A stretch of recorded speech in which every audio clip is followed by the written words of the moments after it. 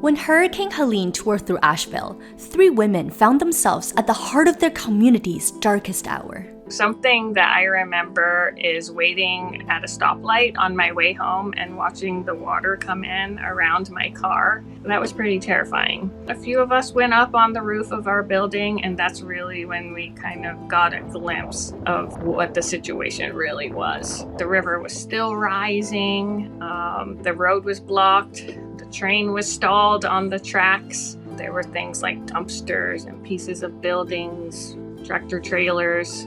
Everything was racing by and crashing into the bridge.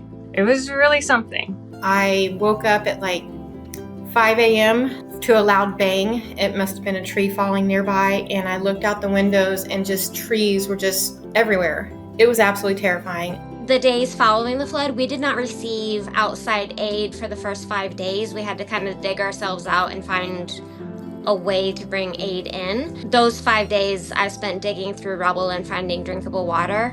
Though each facing their own heartbreak, these women found a way to show up. Their missions were different, but their hearts beat as one. It is my duty to run elections. Come hell or high water, we make elections happen, and election officials anywhere will tell you that. So making sure that people could exercise their right to vote was a way to help people feel agency and feel heard, especially in a crisis. I didn't feel like evacuation was an option for me. I'm not going to say I wasn't afraid, but there was no way I was going to abandon ship.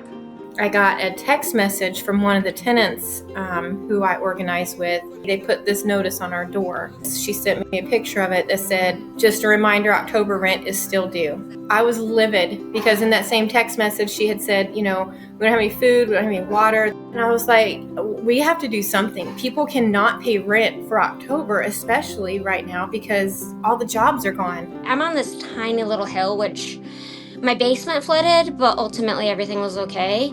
And so somebody dropped water off at the base of my driveway, and then somebody else wanted to drop off a little bit of food, and somebody else wanted to drop off a little bit of clothing, and I ended up getting some tarps out and going that direction. It just wasn't an option in my head. I had the resources, I knew what to do. Corinne, Jen, and Katie rolled up their sleeves and reached out, helping in ways only they could.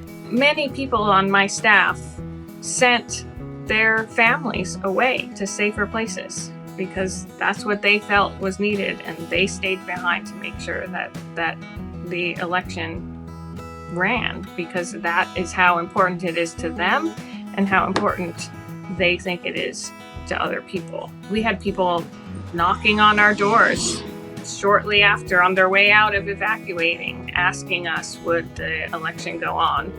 And because of that dedication, that heart that my staff has, I could confidently tell them yes.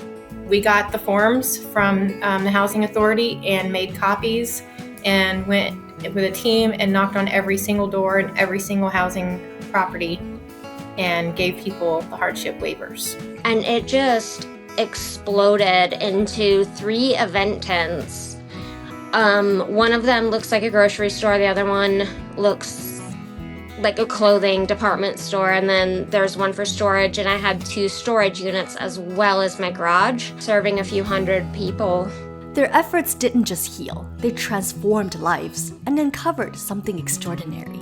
It really was important for me to find that community and to understand these systems, to realize that I have a voice and that I can use it.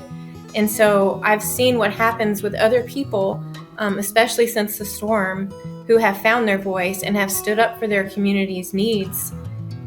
And they are just, it's life-changing. We demonstrated that when it gets tough, we focus on supporting each other. And those differences in opinion and philosophy and political affiliation, they all fall away. None of that divisiveness matters. And we just come together, we make a plan, and we help each other. That is what we did. And we do that in every crisis. To me, that's really the spirit of